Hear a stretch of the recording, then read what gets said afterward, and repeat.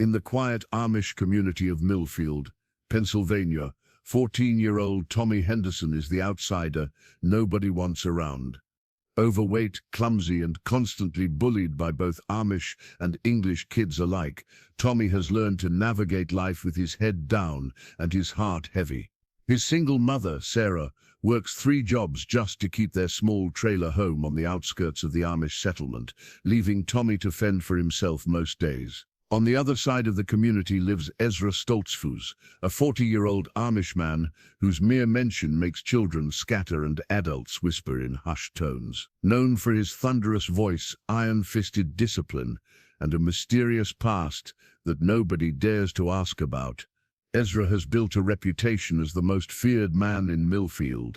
His farm sits isolated at the end of a dirt road, surrounded by dark woods that seem to swallow visitors whole. When Tommy's desperate situation leads him to make an unlikely 50-cent deal with Ezra for help with his bullies, neither of them realizes that this simple transaction will uncover buried secrets, challenge everything the community believes, and ultimately transform 2 broken souls in ways that will leave everyone questioning what they thought they knew about fear, friendship, and the true meaning of family. What starts as a business arrangement between an outcast boy and a feared man becomes a journey of redemption that will test the limits of forgiveness and reveal that sometimes the most frightening people are hiding the most tender hearts. The first punch landed square on Tommy Henderson's soft belly, doubling him over as his worn backpack spilled its contents across the gravel parking lot of Miller's General Store. The second punch never came. It didn't need to. At 14 years old and nearly 200 pounds, Tommy had learned that fighting back only made things worse. "Look at that fat pig trying to pick up his stuff," sneered Jake Uda, the 17-year-old son of one of Millfield's most respected Amish families. His friends circled around Tommy like vultures, their black suspenders and straw hats making them look like a gang of miniature undertakers.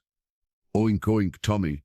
Tommy's hands shook as he scrambled to collect his scattered homework papers, now decorated with dusty boot prints and gravel. His thick glasses had been knocked askew, making the world blur into watercolors of brown dirt and blue sky. He could feel the familiar burn of tears threatening to spill over, but he'd learned long ago that crying only fed the bully's hunger for his humiliation. "Maybe if you stopped eating so much, you could actually run away from us," laughed Samuel King, Jake's best friend and equally cruel companion. He kicked Tommy's math textbook across the lot, where it landed with a thud against the store's wooden steps. The small crowd of onlookers, a mix of Amish teenagers and English kids from town, watched with the detached curiosity of people observing an ant farm. Nobody moved to help. Nobody ever did. Tommy Henderson was the community's designated victim, and everyone had accepted their role in this unspoken drama. "Please," Tommy whispered, finally gathering the courage to look up at his tormentors. "I didn't do anything to you guys." Jake's face twisted with mock sympathy. "Or, did we hurt the little piggy's feelings?"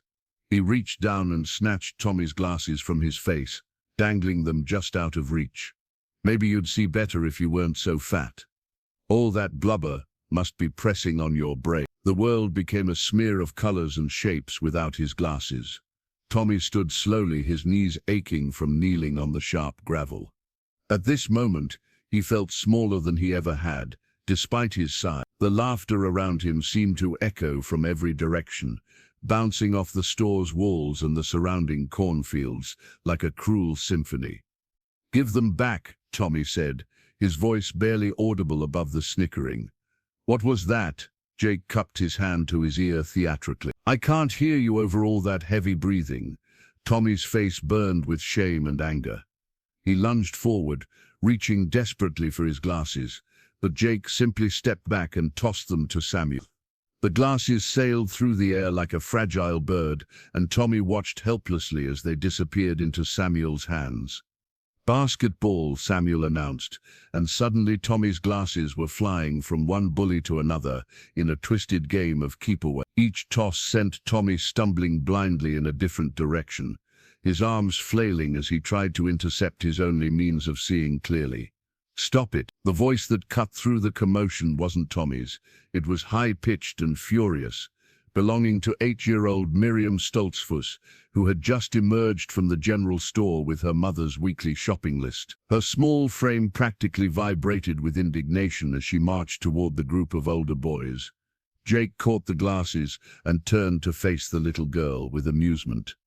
"What did you say, Miriam?" I said, "Stop it." She planted herself directly in front of Jake, her tiny fists clenched at her sides. Despite barely reaching his elbow, she glared up at him with the fierce determination of someone 3 times her size. "You're being mean, and it's not right." The bullies exchanged glances, unsure how to handle this unexpected interruption. Picking on Tommy was one thing. He was an outsider, fair game in their adolescent hierarchy. But Miriam was pure Amish royalty, the daughter of the community's most successful furniture maker, and hurting her would bring consequences none of them wanted to face. "Mind your own business, little girl," Jake said, though his voice had lost some of its earlier confidence. "This doesn't concern you. It does concern me." Miriam's voice rose, even higher. "My debt says we're supposed to help people who can't help themselves, and that's what I'm doing." She turned toward Tommy, who was still stumbling around blindly, and her expression softened. "Are you okay?" Tommy stopped moving, surprised by the genuine concern in her voice. In 2 years of living on the edge of this community, no one had ever asked him that question with such sincerity. He opened his mouth to respond, but no words came out. "See, he's fine," Jake said dismissively. "We're just having fun." "That's not fun. That's being a bully," Miriam shot back. "And bullies are cowards." The word hung in the air like a challenge. Jake's face darkened, and for a moment, Tommy feared that Miriam's intervention might make things worse for both of them. The older boy took a step toward her, his fists clenching. "What did you call me?" "You heard me." Miriam didn't back down, though Tommy could see her small body trembling slightly. "If you want to pick on someone your own size. Leave him alone." The standoff stretched for several tense seconds. Jake seemed to be weighing his options, calculating whether intimidating an 8-year-old girl was worth the potential consequences. Around them, the crowd had grown silent, sensing that something significant was happening. Finally, Jake's expression shifted into a cold smile. Without breaking eye contact with Miriam, he held Tommy's glasses out to the side and opened his fingers. The glasses fell to the gravel with a soft clink, and Tommy heard the unmistakable sound of something important breaking. "Oops," Jake said with fake innocence. "Looks like Fatty's glasses are broken. Maybe he should watch where he's going next time." Miriam gasped and dropped to her knees beside the shattered frames. Tommy felt his way over to where she knelt, his heart sinking as his fingers found the pieces of his only pair of glasses. One lens was completely shattered, spider-webbed into a dozen fragments. The other was cracked down the middle, and the frames were bent at an impossible angle. "I'm sorry," Miriam whispered, carefully gathering the pieces. "I tried to help." "It's okay," Tommy managed, though his voice was thick with unshed tears. These glasses had been a Christmas present from his mother last year, probably the most expensive thing she'd ever bought him. He knew she'd worked extra shifts at the diner for weeks to afford them, and now they were ruined. Jake and his friends were already walking away, their laughter fading as they headed toward the main road. Their entertainment was over, and they moved on to other diversions, with the casual indifference of children who had never faced real consequences for their actions. "Here," Miriam said softly, pressing the broken pieces into Tommy's hands. "Maybe someone can fix them." Tommy squinted at her blurry face, trying to bring her features into focus. Even without his glasses, he could see the genuine sadness in her expression, the way her small shoulders drooped with disappointment that she hadn't been able to do more. "Thank you," he said quietly, "for trying." Miriam looked like she wanted to say something else, but at that moment her mother appeared in the doorway of the general store, calling her name. The little girl glanced between Tommy and her mother, clearly torn. "I have to go," she said reluctantly. But but maybe I'll see you around." Tommy nodded, not trusting his voice. He watched her blurry figure run back to the store, leaving him alone in the parking lot with his broken glasses and his broken pride. The walk home felt longer than usual. Without his glasses, Tommy had to move slowly, carefully navigating the uneven dirt road that led from the main settlement to the small trailer park where he lived with his mother. The Amish farms on either side of the road were reduced to impressionist paintings of green and brown, their details lost in the haze of his poor vision. By the time he reached his trailer, the sun was beginning to set, casting long shadows across the narrow dirt driveway. Their small home sat at the very edge of the Amish community, close enough that Tommy could walk to school and the general store, but far enough away that everyone understood they didn't really belong. His mother's car wasn't in the driveway, which meant she was still at work. Sarah Henderson worked the evening shift at the truck stop diner, 20 miles away, and wouldn't be home until after midnight. Tommy was used to spending his evenings alone, but tonight the solitude felt heavier than usual. He let himself into the trailer and immediately went to the small kitchen, where he kept a roll of duct tape in the junk drawer. Sitting at their tiny dining table under the harsh fluorescent light, he carefully tried to piece his glasses back together. The duct tape held the frames in place, but there was nothing he could do about the shattered lenses.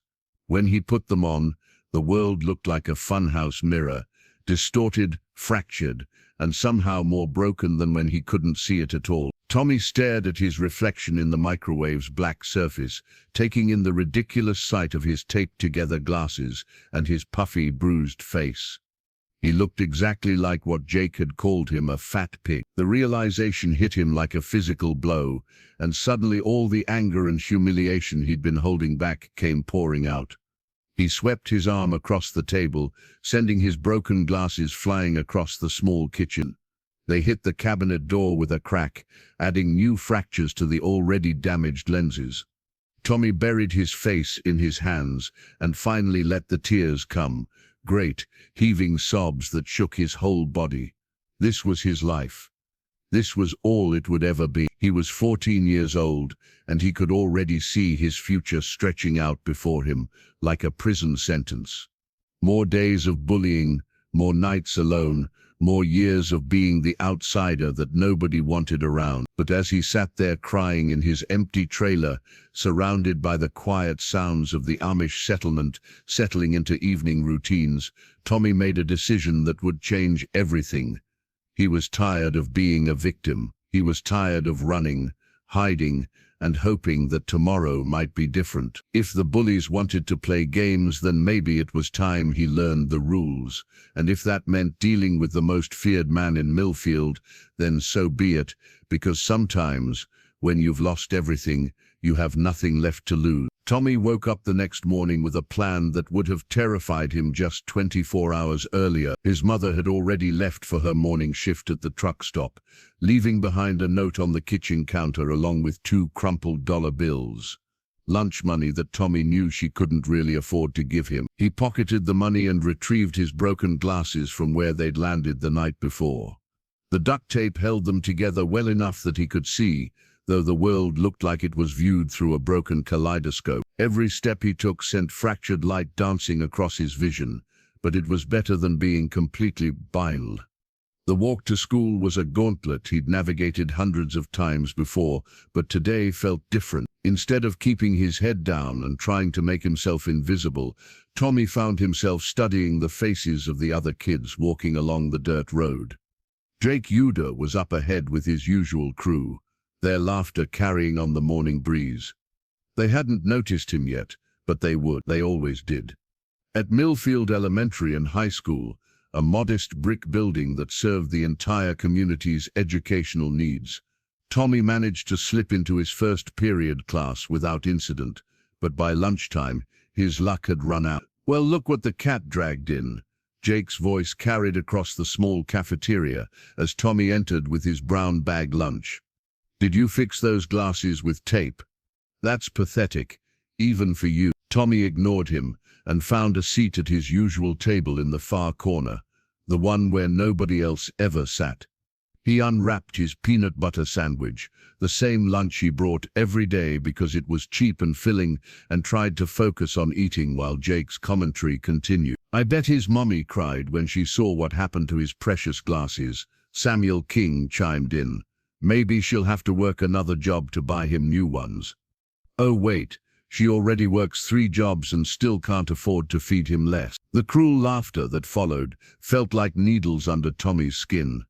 He wanted to stand up, to defend his mother, to fight back against their casual cruelty. But he knew how that would end. They were stronger, faster, and most importantly, they belonged here in a way he never would. Instead, Tommy finished his lunch in silence and spent the rest of the day formulating his plan. By the time the final bell rang, he knew exactly what he was going to do, even if the thought of it made his stomach churn with anxiety. The walk to Ezra Stoltzfus's farm took Tommy nearly an hour. He had to ask directions twice, and both times the people he approached, an elderly Amish man and a woman hanging laundry, had looked at him with expressions of confusion and concern. "You don't want to go there, boy," the old man had said, shaking his grizzled head. "Ezra Stoltzfus ain't the kind of man who welcomes visitors." "Why do you need to see him?" the woman had asked, her hands stilling on the wet sheet she was pinning to the line. "There are plenty of other folks who could help with whatever you need." But Tommy had pressed on, going the increasingly narrow dirt roads that led away from the main settlement and into the rolling hills that bordered the state forest. The further he walked, the fewer farms he saw, until finally he found himself on a rutted track that seemed to wind through nothing but dense woods and overgrown fields. Ezra Stoltzfus's farm appeared suddenly, like something out of a darker fairy tale. The farmhouse was larger than most in the community, built from grey stone that seemed to absorb light rather than reflect it. The barn was massive and imposing, its black metal roof gleaming dully in the afternoon sun. But it was the fence that caught Tommy's attention first. 8 feet of solid wooden planks that surrounded the entire property, topped with what looked like barbed wire. No other Amish farm Tommy had seen was fenced like this. Most properties in the community had simple post and rail boundaries, if they had fences at all. This looked like something designed to keep people out or perhaps to keep something in. Tommy stood at the heavy wooden gate, studying the hand-carved sign that read, "Stoltzfus," in bold, uncompromising letters.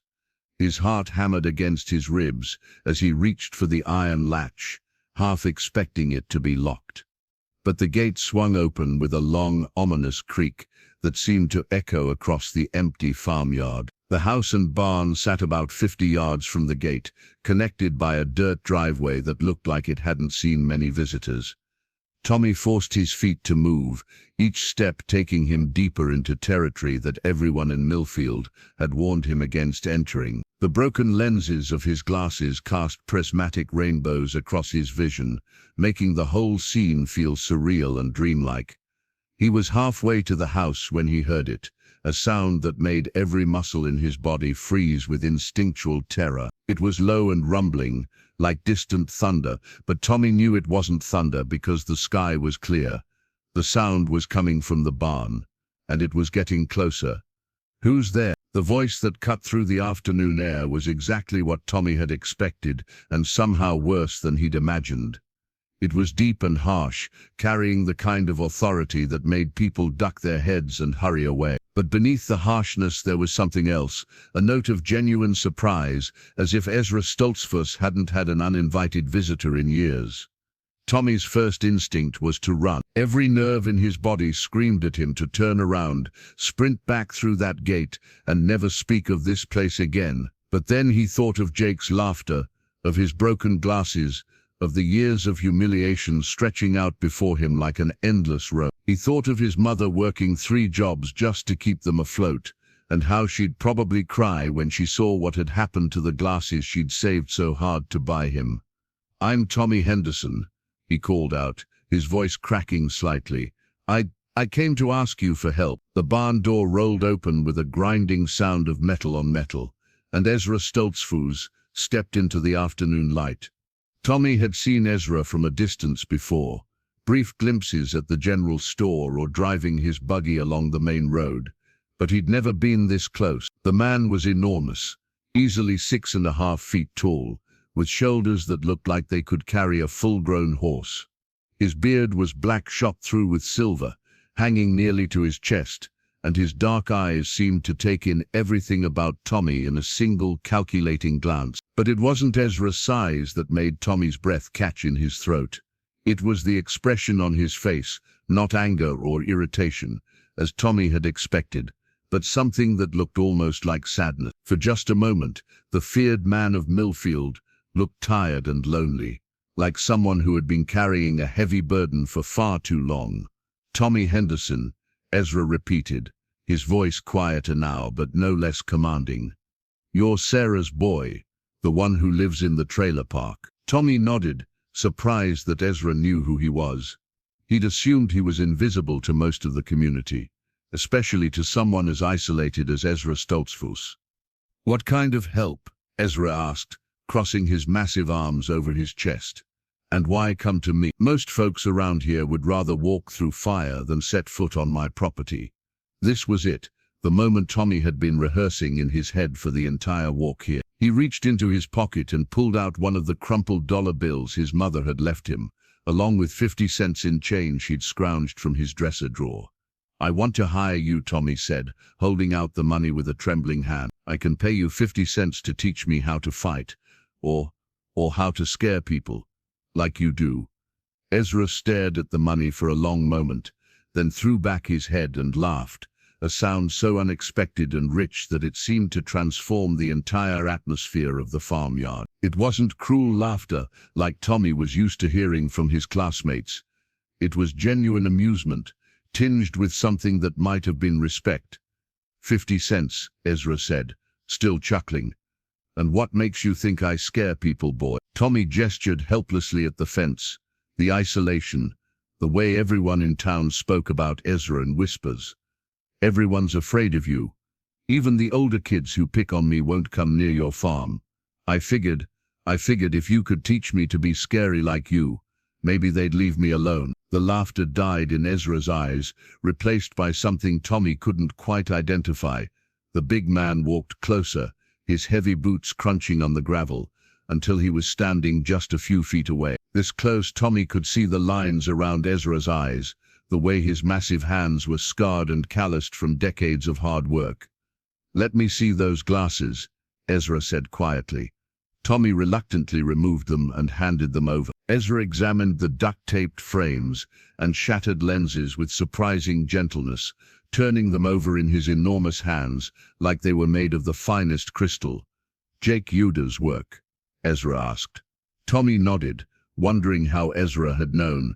"Thought so. That boy's got mean in his blood, just like his father before him." Ezra handed the glasses back and studied Tommy's face, with those dark, unreadable eyes. "What makes you think being scary is the answer to your problems?" "Because nobody messes with you," Tommy replied honestly. "You live out here by yourself, you don't have to deal with bullies, and everyone leaves you alone. That sounds pretty good to me." Ezra was quiet for so long that Tommy began to wonder if he'd said something wrong. The big man stood motionless, his gaze fixed on some point beyond Tommy's shoulder, as if he was seeing something that existed only in his memory.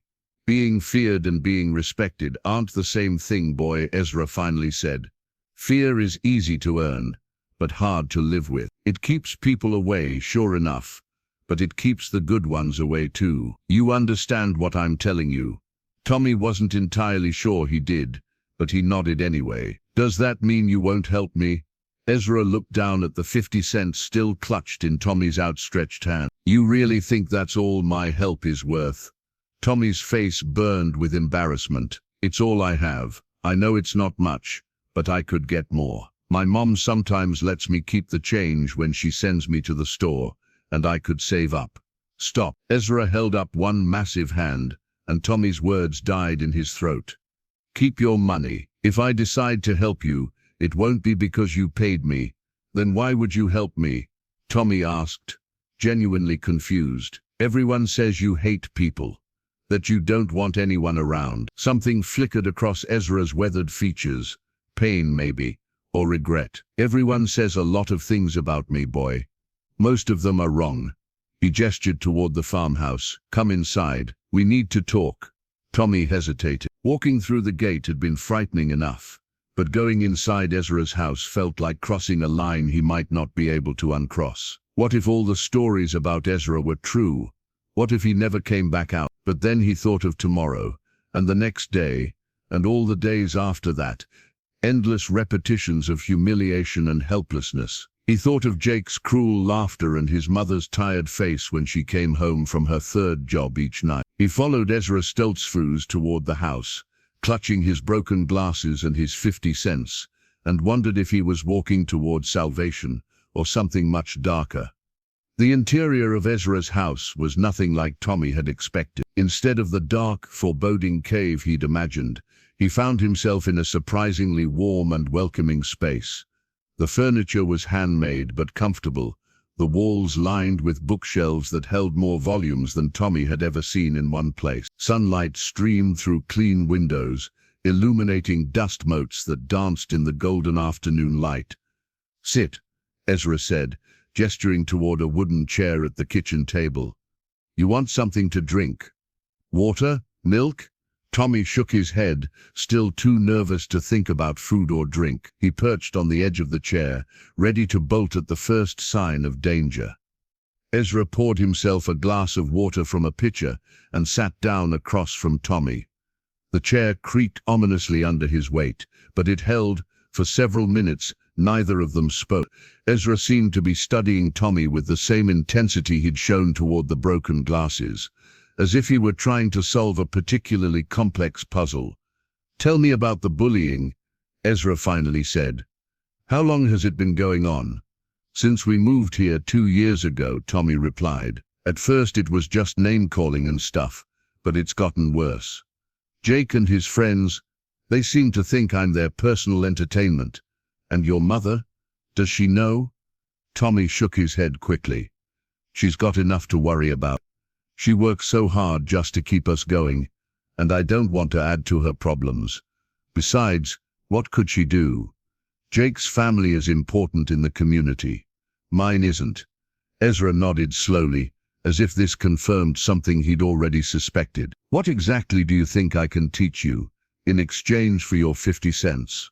Tommy had been thinking about this question for hours, but now that he was actually here, his carefully rehearsed answer seemed inadequate.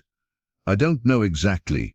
Maybe how to fight better, or how to make people afraid of me, so they'll leave me alone. Fighting, Ezra repeated thoughtfully. You think that's the answer? Isn't it? If I could beat Jake up, maybe he'd stop picking on me. Maybe, Ezra agreed.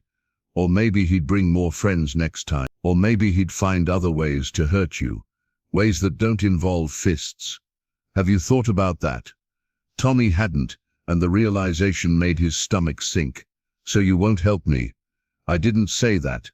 Ezra leaned back in his chair, which protested with another ominous creak. But if I'm going to help you, we're going to do it my way, and my way might not be what you're expecting. What do you mean? Ezra stood and walked to one of the bookshelves, pulling out a thick, leather-bound volume. He set it on the table between them and opened it to a page filled with neat handwriting. This is my journal from when I was about your age, he said. Would you like to know what I was writing about? Tommy leaned forward, curious despite his nervousness. The handwriting was careful and precise, but he couldn't make out the words through his broken lenses. Bullies, Ezra said simply. I wrote about bullies every single day for 3 years. Boys who thought I was different, strange, not worth their respect. Sound familiar? Tommy's mouth fell open. You were bullied? Hard to believe looking at me now, right? Ezra's smile was grim, but I wasn't always this size, boy. At 14, I was skinny as a rail and about as tough as wet paper. The other kids used to call me Scarecrow, said I looked like I'd blow away in a strong wind. What changed? Tommy asked, fascinated. I got angry, Ezra said simply. Really, truly angry, and I decided I was never going to let anyone make me feel small again. So I started lifting heavy things, working harder than anyone else. building myself into something that couldn't be pushed around. And it worked? Ezra's expression darkened. It worked too well. I got so focused on making sure no one could hurt me that I forgot how to let anyone close enough to care about me. Fear became my friend and my enemy all at once. Tommy was quiet for a moment, processing this revelation. Is that why you live out here by yourself? Because people are afraid of you? Partly, Ezra admitted. But there's more to it than that. Stories for another time. Maybe. He closed the journal and looked directly at Tommy. The point is, I know what it's like to be where you are right now, and I know the mistakes I made trying to fix it. So you'll help me? I'll make you a deal, Ezra said. Keep your 50 cents, you'll need it more than I will. But if you want my help, you come here every day after school for the next month. We'll work together, and I'll teach you what I can. But you have to trust me to do it my way. Tommy felt a surge of excitement mixed with apprehension. What exactly will you teach me?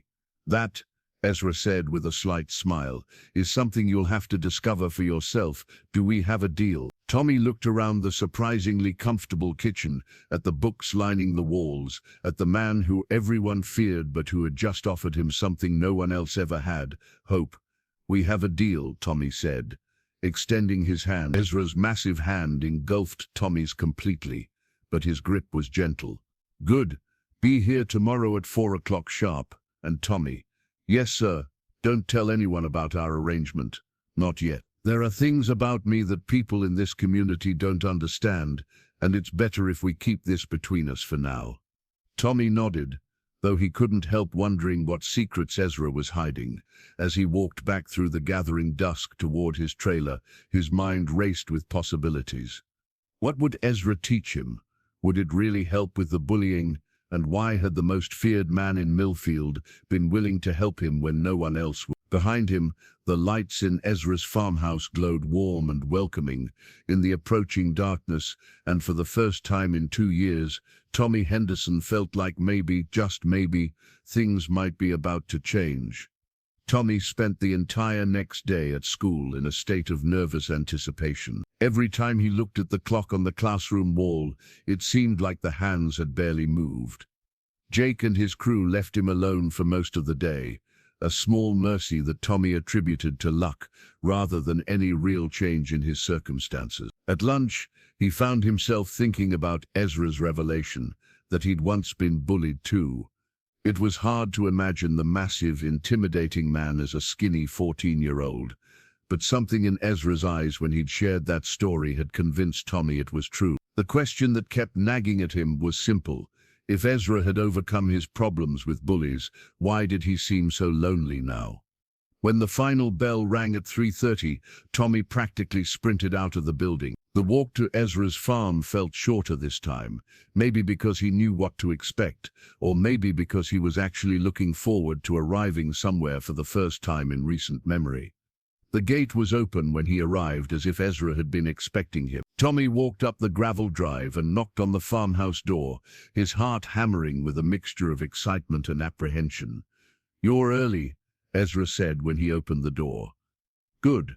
Shows you're serious about this. What are we going to do?" Tommy asked as he followed Ezra inside. "First things first." Ezra gestured toward the kitchen table, where a brown paper package sat waiting. "Open it." Tommy approached the package cautiously, as if it might contain something dangerous. When he peeled back the wrapping, he gasped. Inside was a brand new pair of glasses. Not fancy ones, but sturdy wire-rimmed frames with clear, uncracked lenses.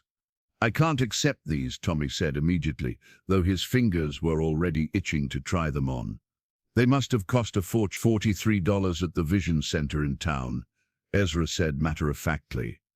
"And you can accept them because you're going to need them for what we're doing. Can't learn much if you can't see properly." Tommy looked up at Ezra with confusion. "But why would you? Because everyone deserves to see the world clearly," Ezra interrupted. "Put them on." The difference was immediate and startling.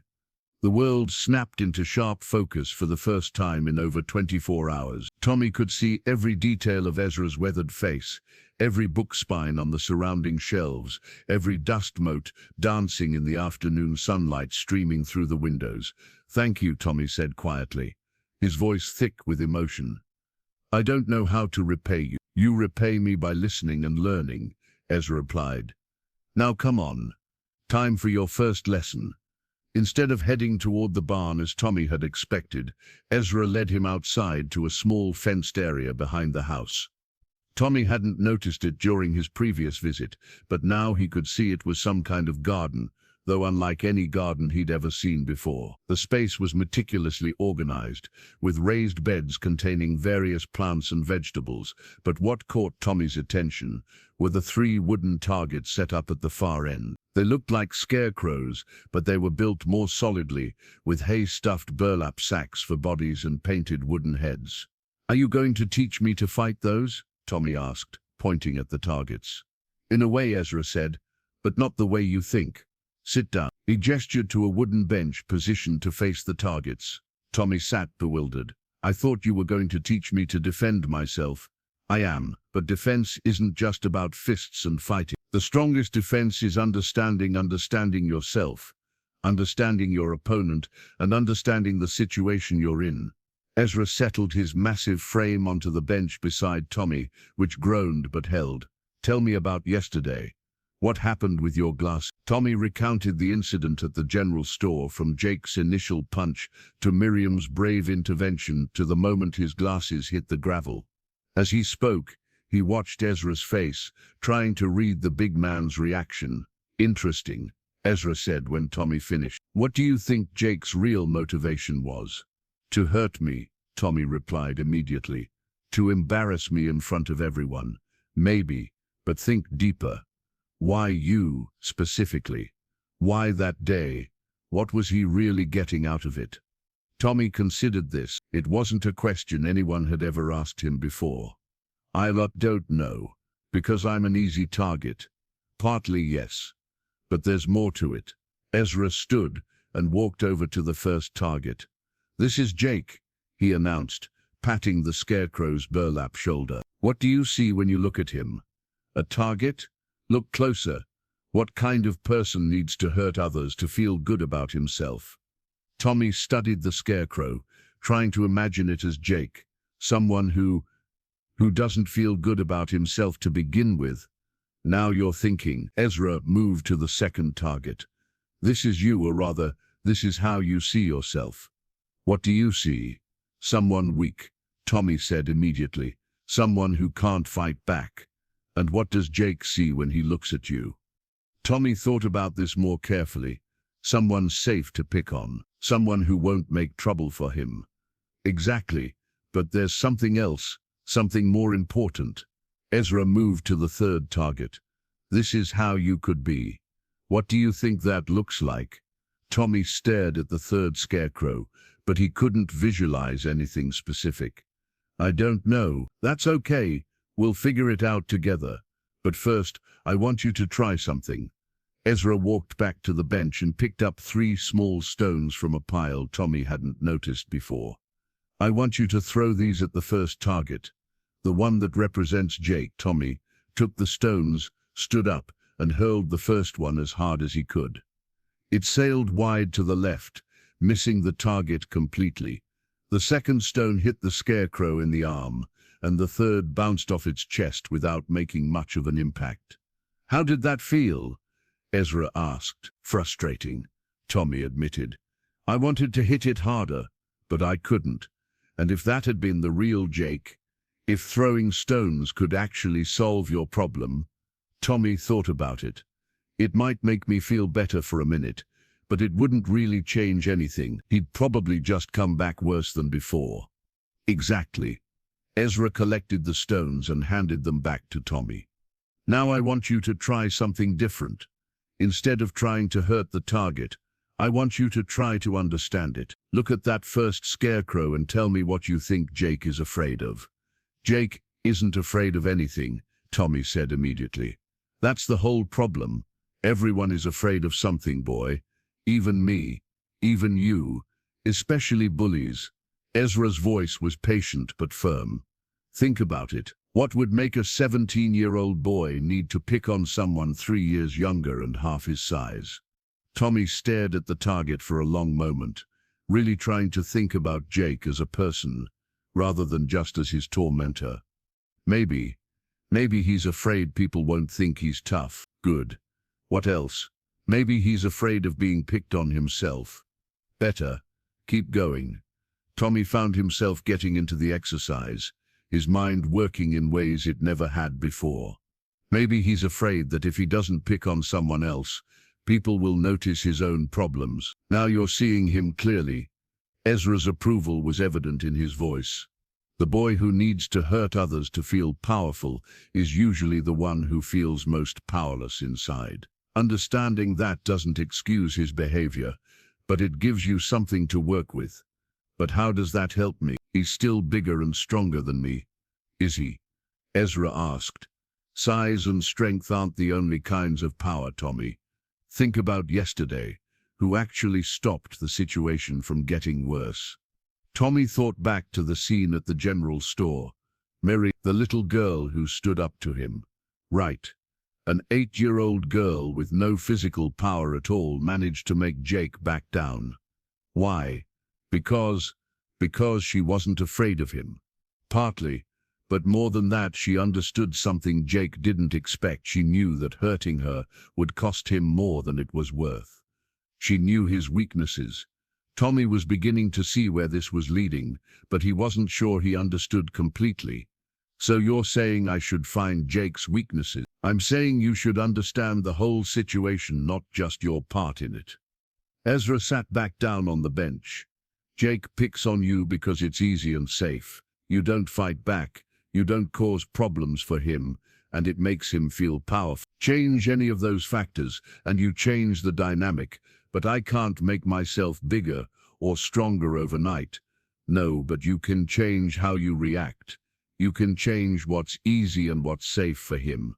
And you can definitely change how much power he gets from the interaction. Ezra picked up one of the stones and tossed it gently at the first target, hitting it square in the chest. The goal isn't to become someone who hurts others. The goal is to become someone who can't be easily hurt. They spent the next hour working on what Ezra called situational awareness. He had Tommy practice identifying escape routes, recognizing when trouble was coming, and understanding the motivations of different personality types. It wasn't the combat training Tommy had expected, but it was fascinating in a way he hadn't anticipated. Tomorrow we'll work on something different, Ezra said as they walked back toward the house. But I want you to practice what we talked about today. When you see Jake or his friends, don't just react. Think. Try to understand what's really happening. Okay, Tommy agreed, though he wasn't entirely sure how he was supposed to put this new knowledge to use. They had reached the front porch when Tommy worked up the courage to ask the question that had been bothering him all day. Ezra, can I ask you something personal? You can ask. I might not answer. Why do people really fear you? I mean, you're big and strong, but so are lots of people. There's something else, isn't there? Ezra stopped walking and turned to face Tommy. For a moment, the big man's expression was unreadable. Then, slowly, something that might have been sadness crossed his weathered features.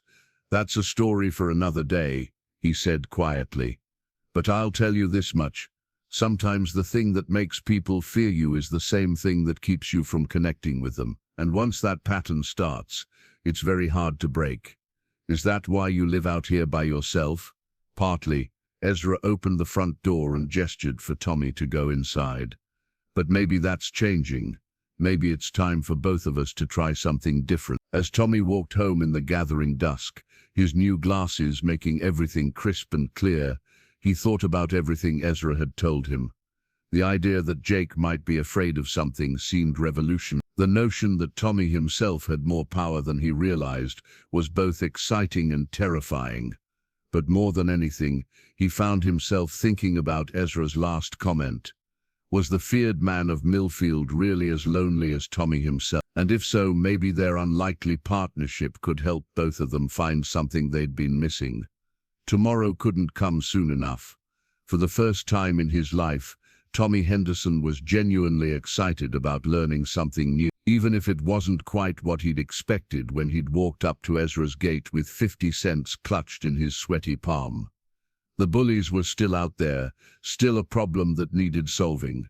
But now Tommy felt like he might actually have the tools to start working on a solution. And that feeling, fragile as it was, felt like the beginning of hope.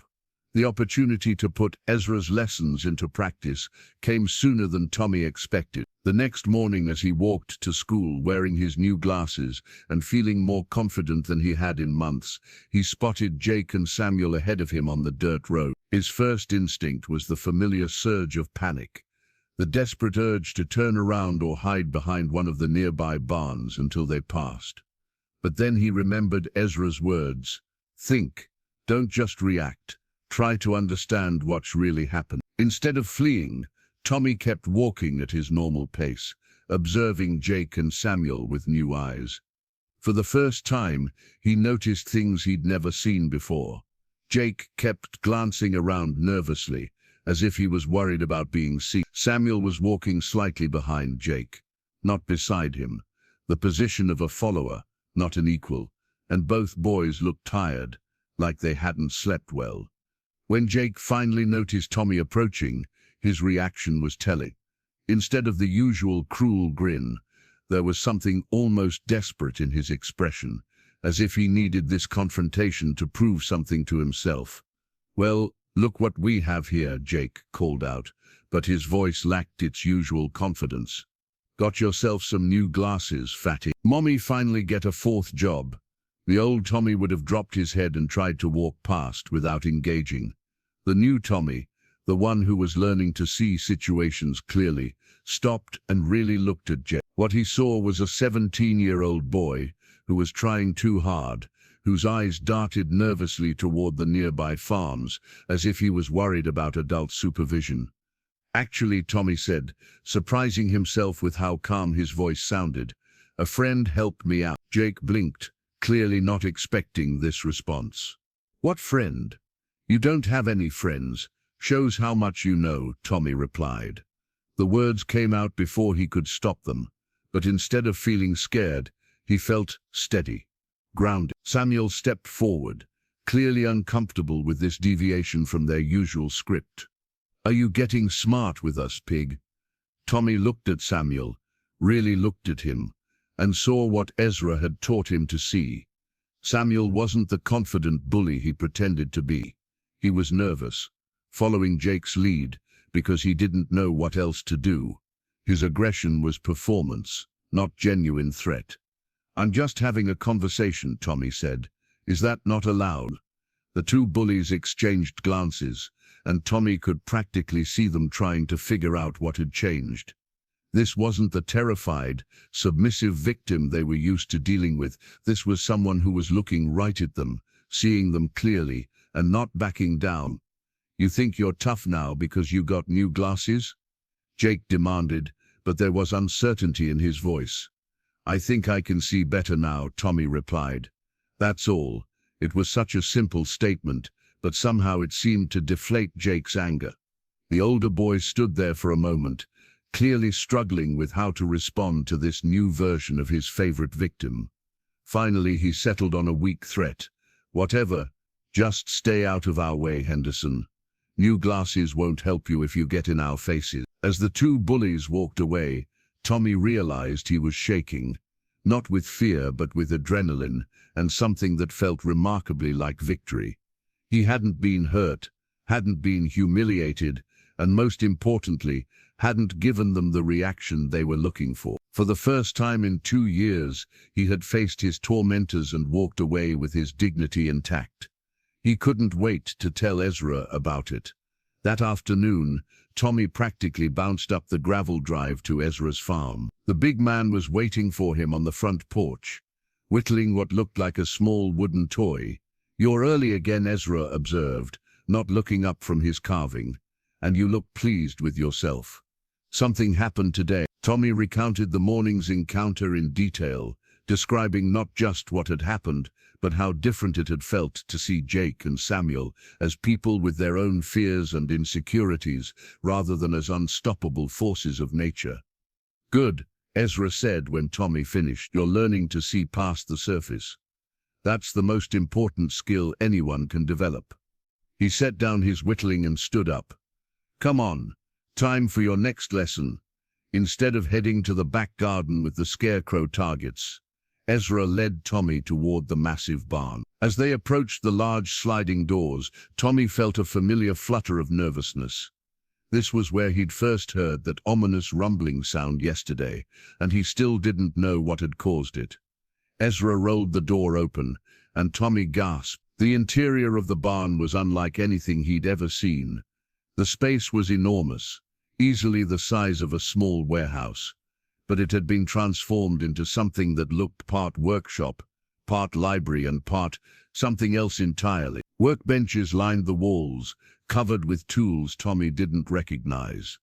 Bookshelves stretched from floor to ceiling, filled with volumes on subjects ranging from carpentry to philosophy to what looked like veterinary medicine.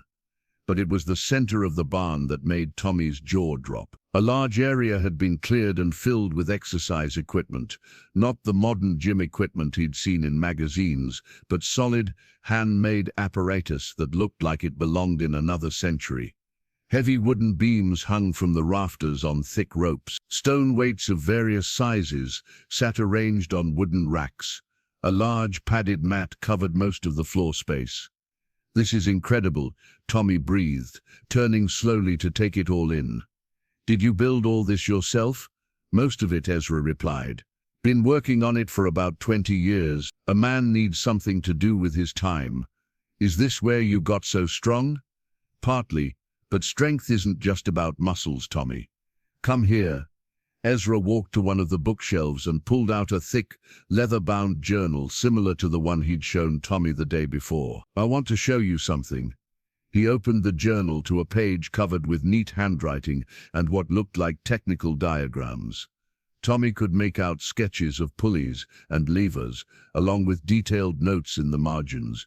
"This is from when I was 25, Ezra said. "I'd been working on building myself up for over a decade, and I thought I had it all figured out. I was strong, I was intimidating, and nobody bothered me anymore. I thought I'd won." "What changed your mind?" Ezra's expression darkened. "Something happened that made me realize strength without wisdom is just another form of weakness. And fear without respect is just loneliness wearing a different mask." Tommy waited for Ezra to elaborate, but the big man seemed lost in his own memories. Finally, Tommy worked up the courage to ask the question that had been nagging at him since their first meeting. "Ezra, what really happened? Why are people so afraid of you?" For a moment, Ezra didn't answer. He closed the journal and set it carefully back on the shelf, his movements slow and deliberate. When he finally spoke, his voice was quiet and heavy with old pain. 15 years ago, there was a man named Daniel Kreider. He had a farm about 5 miles from here, and he had a reputation for being difficult, mean to his animals, meaner to his family. The community knew about it, but in those days, people minded their own business more than they maybe should have. Tommy listened intently, sensing that this story was important in ways he didn't fully understand yet. Daniel had a son named Peter.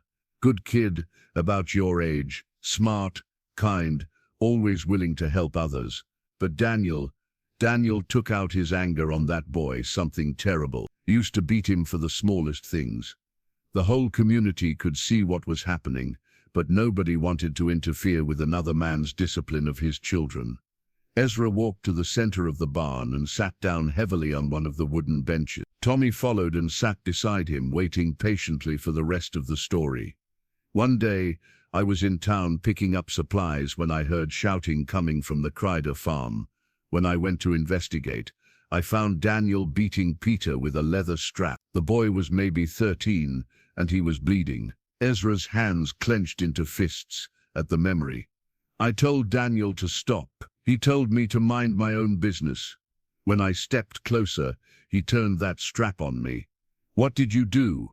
"I defended myself," Ezra said simply. "But I was 25 years old, 250 pounds, and I'd been training for 10 years to be stronger than anyone who might want to hurt me."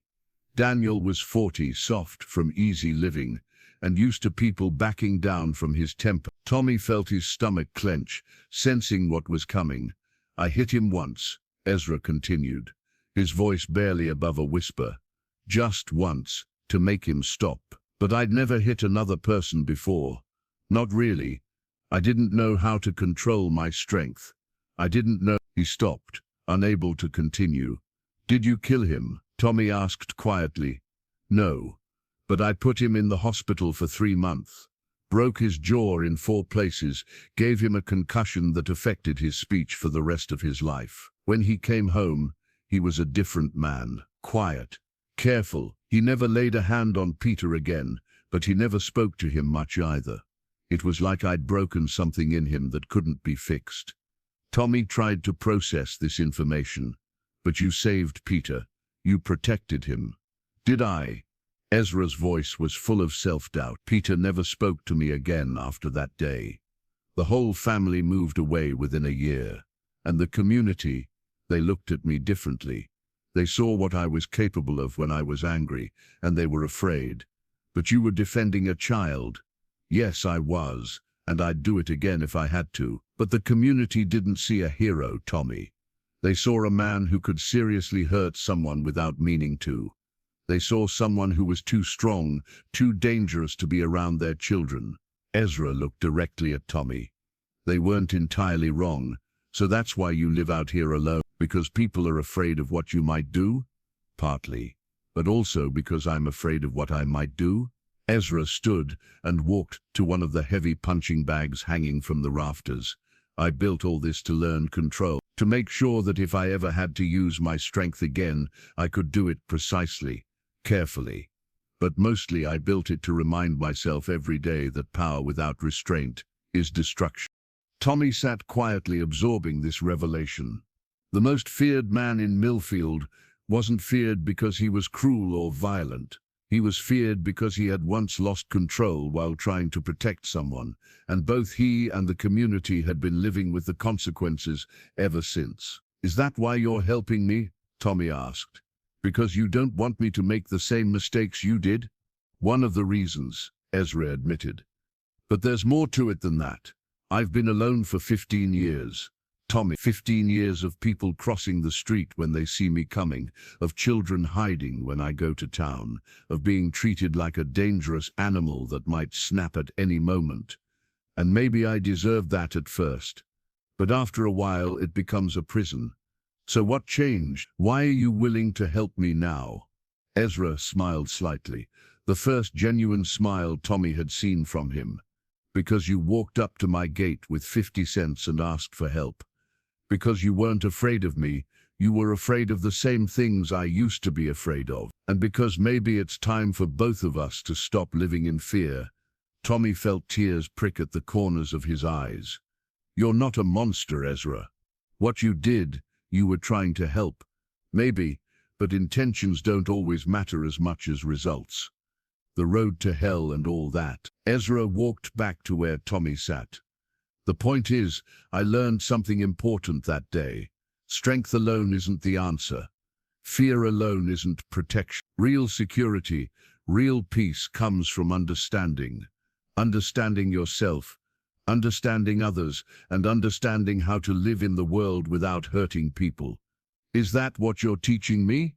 "I'm teaching you what I wish someone had taught me when I was your age. I'm teaching you that there are better ways to solve problems than violence, better ways to protect yourself than intimidation, and better ways to live than in isolation."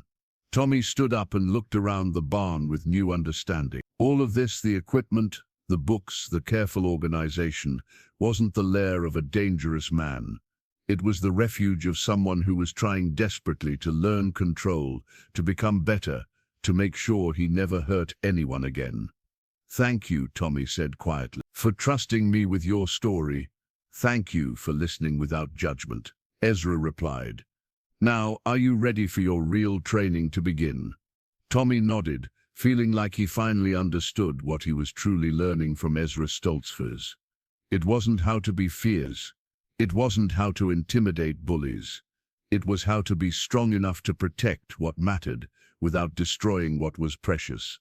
And maybe, just maybe, it was how to build bridges instead of walls. As they began Tommy's physical training that afternoon, careful, controlled exercises designed to build not just strength, but discipline, Tommy realized that he and Ezra were both healing from the same wound. They were both learning to trust again, to hope again, and to believe that their stories didn't have to end in loneliness. The bullies were still out there, still a problem to be solved. But now Tommy understood that the real battle wasn't against Jake and Samuel. It was against the fear and isolation that had trapped both him and Ezra for far too long. And for the first time since moving to Millfield, Tommy Henderson believed that battle could actually be won. 3 weeks into his daily visits with Ezra, Tommy Henderson barely recognized himself. The physical training had begun to show results. His shoulders were broader, his posture straighter, and he moved with a confidence that was entirely new. But the real change was deeper than muscle and bone. For the first time in his life, Tommy felt like he understood the world around him and his place in it. The bullying incidents had become less frequent and less severe. Jake and Samuel seemed confused by Tommy's new responses to their provocations, and without the satisfying reaction of fear and humiliation they were used to getting, their interest had begun to wane. Tommy wasn't naive enough to think the problem was completely solved, but for the first time in 2 years, he wasn't dreading each new school day. It was on a Thursday afternoon, as autumn was beginning to paint the Pennsylvania hills in shades of gold and crimson, that everything changed. Tommy was in Ezra's barn, working on a series of balance exercises that were designed to improve both his physical coordination and his mental focus. When they heard the sound of a car engine coming up the gravel drive, both of them froze. Visitors to Ezra's farm were so rare that they might as well have been mythical creatures. "Stay here," Ezra said quietly, but Tommy could hear the tension in his voice. "Let me see who it is." Through the barn's open door, Tommy watched as a familiar figure emerged from a dusty sedan. It was Bishop Miller, one of the most respected leaders in the Amish community, and the expression on his weathered face was deeply troubled. Tommy crept closer to the door so he could hear the conversation. "Ezra," Bishop Miller said, removing his black hat respectfully, "I need to speak with you about something important." "Bishop," Ezra replied, his voice carefully neutral. "What brings you to my farm?" "It's about the Henderson boy. Tommy, several people have seen him coming here regularly, and there's been talk." Tommy's heart sank. He'd been so careful to keep their arrangement secret, just as Ezra had requested, but apparently not careful enough. "What kind of talk?" Ezra asked, though his tone suggested he already knew. "People are concerned," Bishop Miller said gently. "They remember what happened with Daniel Kreider, and they're worried about what might happen to the boy. His mother doesn't know he's been coming here, does she?" "No," Ezra admitted, "but nothing inappropriate is happening, Bishop. I'm just helping him with some problems he's been having." "I believe that, Ezra. I truly do. But the community's trust was damaged 15 years ago, and it hasn't fully healed. People see a troubled boy spending time with—" He paused, clearly struggling for diplomatic words. "With the community monster," Ezra finished bitterly. "I understand, Bishop. I'll send the boy away." "Wait," Tommy said, stepping out of the barn before he could stop himself. Both men turned to look at him with surprise. "Please, Bishop Miller, let me explain." "Tommy," Ezra warned, "you don't need to." "Yes, I do," Tommy interrupted, looking directly at Bishop Miller. "I know what people think about Ezra. I know about what happened with Daniel Kreider, but they don't know the whole story." Bishop Miller's eyebrows rose. "What do you mean, son?" Tommy took a deep breath and made a decision that would change everything. "I mean that Ezra saved Peter Kreider from being beaten to death by his father. I mean that he spent 15 years punishing himself for doing the right thing. And I mean that he's the kindest, gentlest man I've ever known, even though everyone is too afraid to see it. Tommy, stop, Ezra said quietly. You don't understand the complexities. I understand that you gave me glasses when mine were broken. Tommy shot back, his voice growing stronger with each word. I understand that you've taught me to see bullies as scared kids instead of monsters. I understand that you've never once raised your voice to me, even when I was being stubborn or slow to learn. And I understand that you've been alone for 15 years because everyone judged you for one moment when you were trying to protect a child. Bishop Miller listened to this outburst with a thoughtful expression. These are serious accusations, Tommy. How do you know about what happened with Daniel Kreider? Because Ezra told me, because he trusted me with the truth, even though it still hurts him to talk about it. Tommy turned to face Ezra, who was staring at him with an expression of amazement and something that might have been pride. And because I've seen who he really is when no one else is watching, the community has legitimate concerns, Bishop Miller said carefully. Ezra's strength, his isolation, the fact that he never married or had children of his own. He never married because everyone was afraid of him. Tommy's voice cracked with emotion. He never had children because people crossed the street when they saw him coming. He's been living like a prisoner for 15 years. And for what? For protecting a child who was being abused. Bishop Miller was quiet for a long moment, studying Tommy's passionate face and Ezra's stunned expression. What exactly has he been teaching you, Tommy? How to understand people instead of just reacting to them. How to be strong without being cruel. How to protect myself without hurting others. How to, Tommy's voice broke slightly, how to not be alone. The words hung in the air like a prayer. Bishop Miller looked from Tommy to Ezra and back again, clearly processing what he was hearing. Ezra, he said finally, is this true? Have you been mentoring the boy? Ezra nodded slowly. He came to me asking for help with some bullies. I thought I could teach him what I wish someone had taught me at his age. And has it helped? Tommy answered before Ezra could speak. He saved my life, Bishop Miller. Not from dying, but from living in fear forever.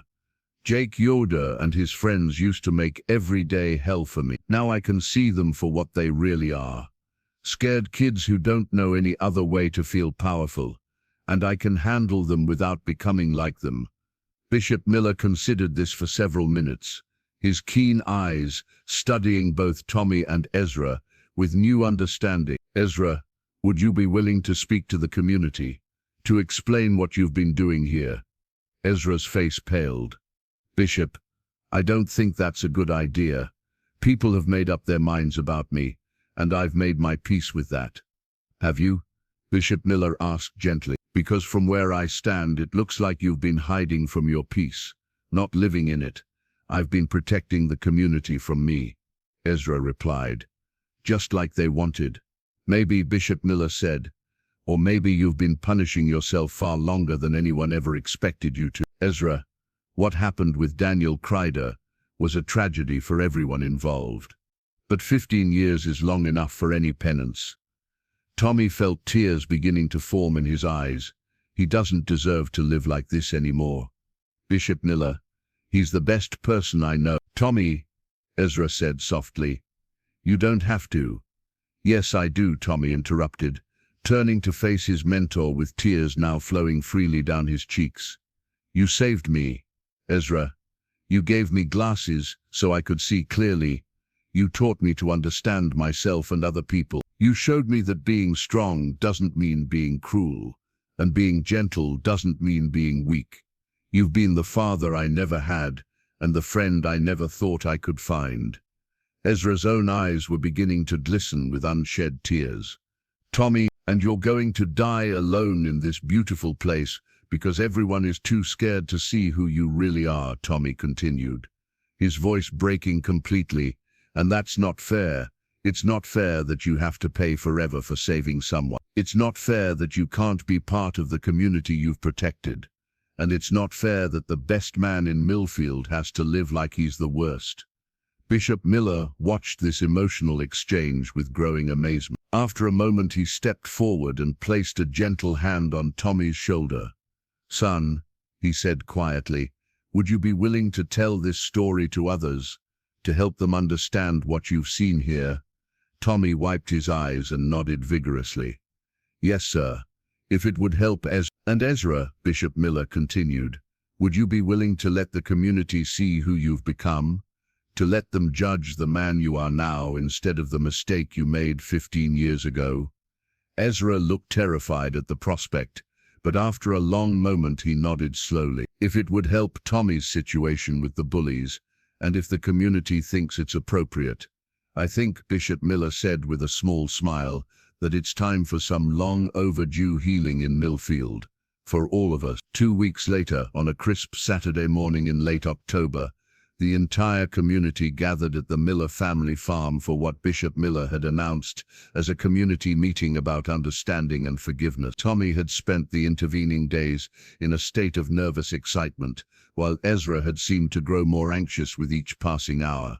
But when the day arrived, something magical happened. Tommy stood before nearly 200 people, Amish families, English neighbors, shopkeepers from town, even some teenagers from school, and told his story. He spoke about being bullied and feeling hopeless. He talked about walking up to Ezra's gate with 50 cents and asking for help. He described the lessons in understanding, the gift of new glasses, and the patient mentoring that had transformed his life. When he finished, there wasn't a dry eye in the crowd, but more importantly, there was a shift in the atmosphere. A collective realization that they had misjudged someone badly and for far too long. Then Bishop Miller invited Ezra to speak. The big man stood slowly, his hands shaking slightly, as he faced the community that had shunned him for 15 years. His voice was quiet at first, but it grew stronger as he told his side of the Daniel Kreider story, the abuse he'd witnessed, the split-second decision to intervene, and the 15 years of guilt and isolation that had followed. "I don't ask for forgiveness," he concluded. "I don't expect to be welcomed back into the community as if nothing happened. But I want you to know that every day for 15 years, I've thought about that moment. I've wondered if there was another way to help Pete. I've trained my body and my mind to make sure that if I ever had to use my strength again, I could do it with precision instead of panic." He paused and looked directly at Tommy, who was sitting in the front row with his mother, Sarah, who had finally learned about her son's secret afternoon activities. "Tommy Henderson saved me just as much as I helped him," Ezra continued. "He reminded me that isolation isn't protection, it's just another kind of prison. He showed me that it's possible to be strong and gentle, confident and kind. He gave me hope that maybe my story doesn't have to end with me alone on that farm, convinced that I'm too dangerous to be around good people." When Ezra sat down, the silence stretched for several minutes. Then slowly Peter Yoder, Jake's father and one of the community's most respected men, stood up. "Ezra," he said, his voice carrying clearly across the gathered crowd, "I owe you an apology. We all do. 15 years ago, we let fear make our decisions instead of wisdom. We forgot that mercy is as important as justice and that forgiveness is stronger than judgment." One by one, other community members began to stand. They offered apologies, expressed gratitude for what Ezra had done for Peter Kreider, and welcomed him back into the fold he'd never really left. But the moment that broke Tommy's heart in the most beautiful way came when 8-year-old Miriam Stoltzfus, the little girl who had tried to defend him at the general store all those weeks ago, walked up to Ezra and tugged on his sleeve. "Miss Stoltzfus," she said in her clear, innocent voice, "would you like to come to my birthday party next week? My mama makes really good cake." Ezra knelt down to Miriam's level, and Tommy could see tears streaming down the big man's weathered cheeks. "I would be honored to come to your birthday party, little one." As the community gathering broke up into smaller conversations and people began approaching Ezra to shake his hand and welcome him back, Tommy felt a hand on his shoulder. He turned to find Jake Yoder standing behind him, but instead of the usual cruel expression, Jake looked uncomfortable and slightly ashamed. "Henderson," Jake said quietly. I wanted to say something. Tommy braced himself, not sure what to expect. What you did today, Jake continued, standing up for Mr. Stoltzfus like that. It was brave, braver than I've ever been. He paused, clearly struggling with the words. I'm sorry about your glasses, about all of it. I guess I was taking out my own problems on you, and that wasn't right. Tommy studied Jake's face and saw what Ezra had taught him to look for: genuine remorse, fear, and the desperate hope for a chance to be better. Thank you for saying that, Jake. That means a lot. Maybe we could, I don't know, start over? Jake asked hesitantly. I'd like that, Tommy said, and meant it. As the afternoon wore on and the community celebration continued, Tommy found himself sitting on the Miller family's front porch with Ezra and his mother, Sarah. She had been quiet for most of the day, processing the revelation that her son had been secretly training with the community's most feared resident. I should be angry, she finally said, looking at both Tommy and Ezra. You lied to me about where you were going every day. You put yourself in what I thought was danger. You made decisions about your life without consulting me. Tommy's heart sank, but Sarah wasn't finished. But I can't be angry, she continued, her voice thick with emotion, because look at you. Look at what you've become. 3 weeks ago, you were a scared, lonely boy who came home from school in tears half the time. Now you're confident, strong, and brave enough to stand up in front of 200 people to defend someone who needed defending. She turned to Ezra, her eyes bright with unshed tears. I don't know how to thank you for what you've done for my son.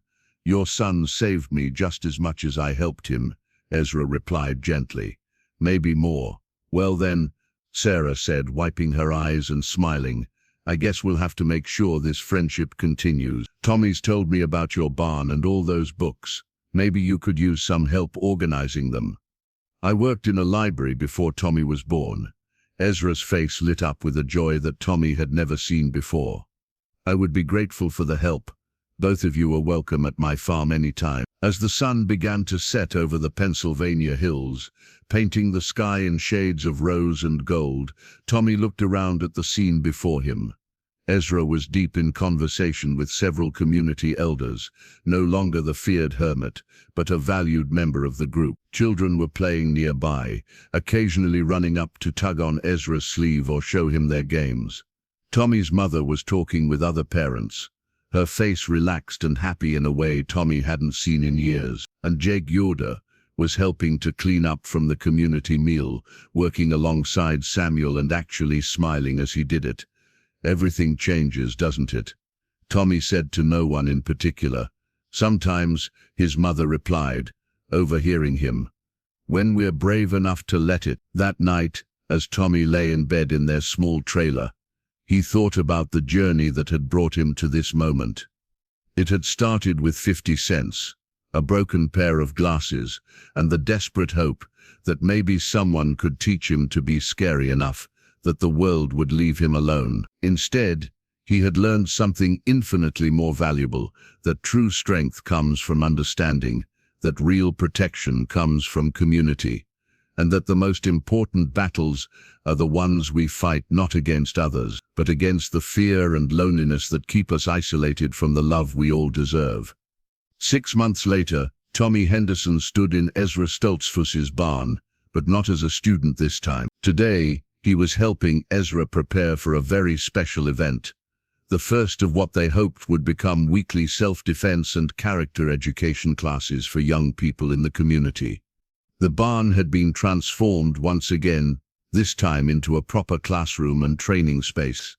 The bookshelves remained, but new equipment had been added, along with comfortable seating areas where discussions about conflict resolution and understanding could take place. Ezra had been officially asked by the Community Council to serve as a mentor for troubled youth, a recognition that his wisdom hard-earned through years of mistakes and reflection was valuable to the next generation. Tommy had been asked to serve as his assistant, helping to bridge the gap between Ezra's adult perspective and the experiences of the teenagers who would come to learn.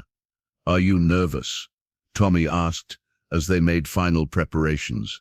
"Terrified," Ezra admitted with a smile. "But that's okay. Some of the best things in life happen when we're scared, but do them anyway." The first students began arriving just before 4 o'clock, a mix of Amish and English teenagers, including several Tommy recognized as former bullies who had days for help changing their ways. Jake Yuda was among them, along with his younger brother and several other kids who had gotten into trouble for various reasons. But the moment that made Tommy's heart soar came when 8-year-old Ezra Stoltzfus bounced through the barn door, followed by her older sister and 3 other young girls from the community. "Mr. Stoltzfus," Miriam called out excitedly, "we came to learn how to be brave like Tommy." Ezra knelt down to greet the little girl who had, in many ways, started his journey back to the community by simply inviting him to her birthday party all those months ago. "Hello, Miriam. Are you ready to learn about real strength?" "Yes, sir," she replied, her eyes bright with enthusiasm. As the first official class began, with Tommy helping Ezra explain the difference between strength and intimidation, between confidence and cruelty, Tommy realized that his story, their story, was far from over. It was just beginning. The scared, lonely boy who had walked up to a feared man's gate with 50 cents had found something infinitely more valuable than protection from bullies. He had found family, community, and purpose. He had learned that the most important transformations happen not when we change ourselves to fit the world, but when we have the courage to change the world to fit our dreams of what it could be. And in a converted barn in rural Pennsylvania, surrounded by young people eager to learn better ways to live and love and grow, Tommy Henderson finally understood what Ezra had been trying to teach him from the very beginning. That true strength comes not from being feared, but from being brave enough to be vulnerable, wise enough to be gentle, and confident enough to build bridges instead of walls. The 50 cents he had offered on that long-ago day had purchased something beyond price: the chance for 2 broken people to heal each other, and the opportunity to create a legacy of understanding that would ripple through generations to come. As he watched Ezra patiently explain to a group of wide-eyed children why it was better to understand an enemy than to defeat one, Tommy smiled and whispered a quiet thank you to whatever force in the universe had guided his steps to that isolated farm when he needed hope most. Some investments, he realized, pay dividends for a lifetime.